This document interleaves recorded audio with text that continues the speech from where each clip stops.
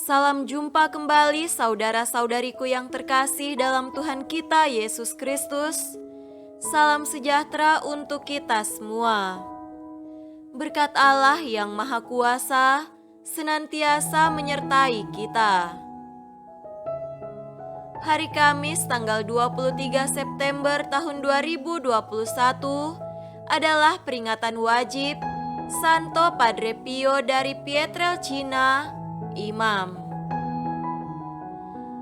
Padre Pio atau Francesco Forgione lahir pada tanggal 25 Mei tahun 1887 di Pietrelcina, Italia Selatan, dari keluarga petani Grazio Forgione dan Maria Giuseppa D'Annunzio atau disebut Mama Pepa.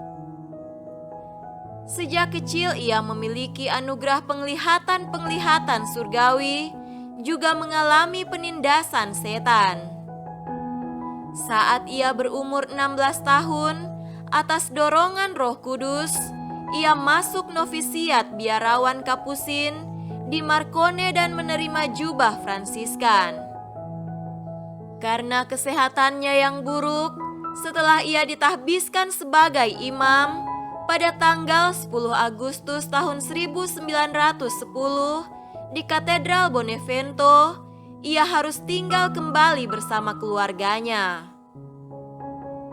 Setelah sekian lama bergulat dengan penyakitnya, Padre Pio diutus ke rumah biara San Giovanni Rotondo.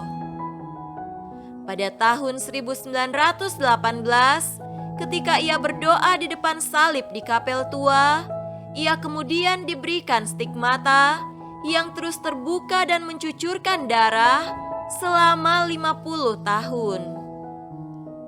Ia merupakan imam pertama yang menerima stigmata Kristus.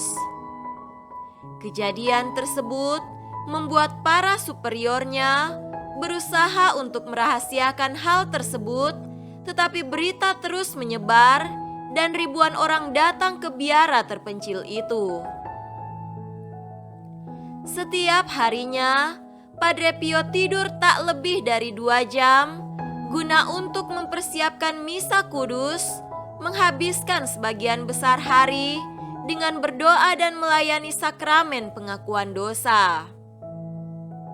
Selama 50 tahun imamatnya, Padre Pio menjalin persatuan akrab mesra dengan Tuhan melalui Ekaristi Kudus.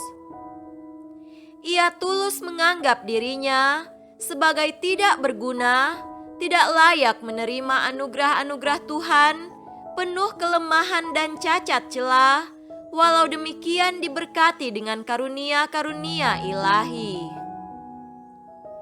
Ia meninggal dalam usia 81 tahun pada tanggal 23 September tahun 1968. Setelah meninggal, kamarnya dipenuhi bau harum semerbak selama beberapa saat lamanya, bau harum yang memancar dari luka-lukanya selama 50 tahun penderitaannya. Stigmata itu tak lagi tampak, tak terlihat sama sekali adanya darah ataupun tanda-tanda bekas luka. Padre Pio dinyatakan sebagai venerabilis pada tanggal 18 September tahun 1997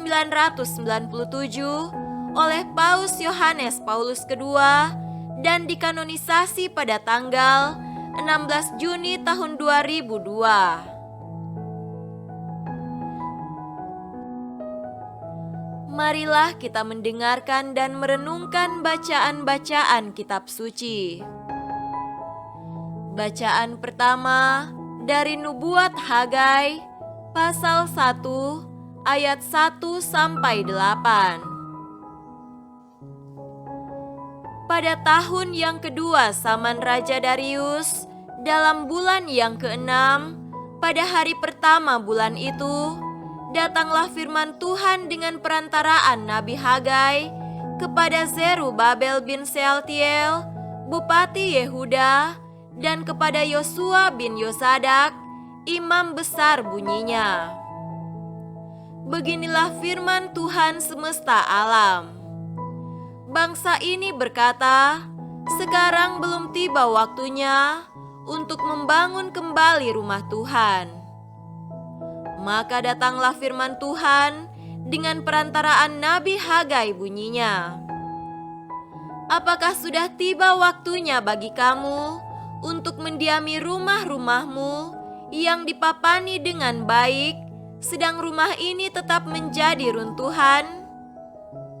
Oleh sebab itu, beginilah firman Tuhan semesta alam. Perhatikanlah keadaanmu. Kamu menabur banyak, tetapi membawa pulang hasil sedikit. Kamu makan, tetapi tidak sampai kenyang. Kamu minum, tetapi tidak sampai puas. Kamu berpakaian, tetapi badanmu tidak sampai panas. Dan orang yang bekerja untuk upah, ia bekerja untuk upah yang ditaruh dalam pundi-pundi yang berlobang." Beginilah firman Tuhan semesta alam. Perhatikanlah keadaanmu. Jadi naiklah ke gunung, bawalah kayu dan bangunlah rumah itu. Maka aku akan berkenan kepadanya dan akan menyatakan kemuliaanku di situ, firman Tuhan. Demikianlah sabda Tuhan. Syukur kepada Allah. Tuhan beserta kita, sekarang dan selama-lamanya. Inilah Injil Yesus Kristus menurut Lukas. Dimuliakanlah Tuhan. Injil Lukas pasal 9 ayat 7 sampai 9. Herodes raja wilayah mendengar segala yang terjadi itu, dan ia pun merasa cemas sebab ada orang yang mengatakan bahwa Yohanes telah bangkit dari antara orang mati.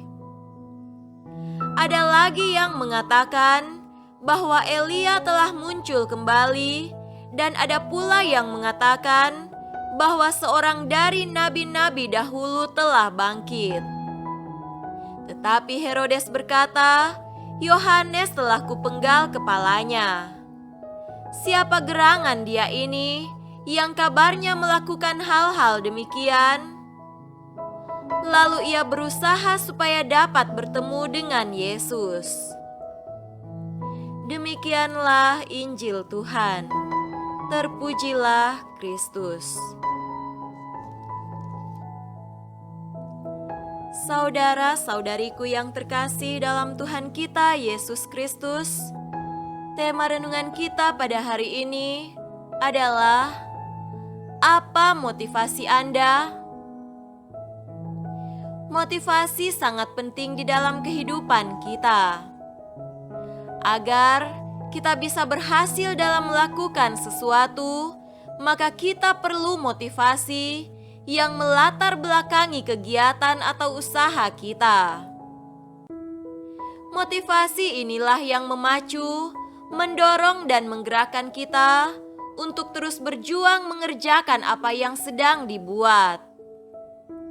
Kalau seseorang mau membuka warung makan dengan motivasi agar bisa memperoleh uang demi menjamin kebutuhan hidup sehari-hari dari keluarga, maka dia akan berjuang mati-matian dan dengan setia bekerja keras untuk bisa mendapat uang lewat warung makannya.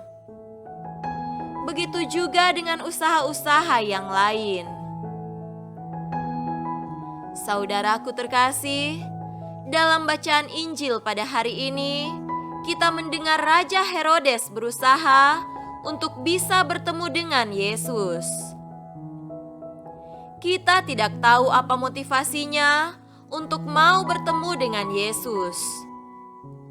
Tetapi kita tahu bahwa Herodes adalah seorang pemimpin yang jahat, yang cemburu, yang tidak mau ditegur, tidak mau disaingi oleh orang lain. Dia dapat menggunakan pelbagai cara untuk membunuh lawan atau kawannya yang telah melukai dia. Kita dengar pengakuannya dalam bacaan Injil pada hari ini bahwa dia telah memenggal kepala Yohanes. Kalau motivasinya untuk bertemu dengan Yesus adalah murni dan baik, tulus dan benar, maka tentu saja dia akan berusaha dengan pelbagai cara untuk berjumpa dengan Yesus. Kalau motivasinya jelek, busuk, jahat, maka tentu dia tidak akan berjumpa dengan Yesus karena akan terjadi pertumpahan darah yang hebat. Dia akan berusaha membunuh Tuhan Yesus, tetapi juga merasa takut orang banyak yang mengagumi Tuhan Yesus akan membunuhnya. Injil Lukas tidak menceritakan apakah dia berhasil menemui Yesus atau tidak, tetapi ada kemungkinan dia membatalkan niatnya untuk berjumpa dengan Tuhan Yesus karena resikonya yang besar. Dalam hidup ini, kita juga selalu berusaha berjumpa dengan Tuhan Yesus dalam perayaan Ekaristi, dalam hidup doa pribadi. Tetapi, seringkali motivasi kita sangat dangkal. Ada yang berusaha bertemu Tuhan Yesus untuk memecahkan persoalan-persoalan hidupnya agar supaya usahanya berhasil, agar mendapat jodoh, atau hanya sekedar melarikan diri dari pelbagai masalah-masalah hidup ini. Hari ini kita ditantang untuk memperbarui motivasi kita dalam mencari Tuhan Yesus dengan motivasi yang murni dan benar. Kita mencari Dia bukan pertama-tama untuk memecahkan persoalan hidup kita, tetapi karena kita percaya bahwa Dia adalah Tuhan dan Juru Selamat kita, dan tanpa Dia, kita tidak bisa hidup dan tidak dapat menghasilkan buah di dalam proses pertumbuhan kita. Mengapa? Karena Dia adalah pokok anggur dan kita hanya ranting-rantingnya. Semoga demikian. Amin.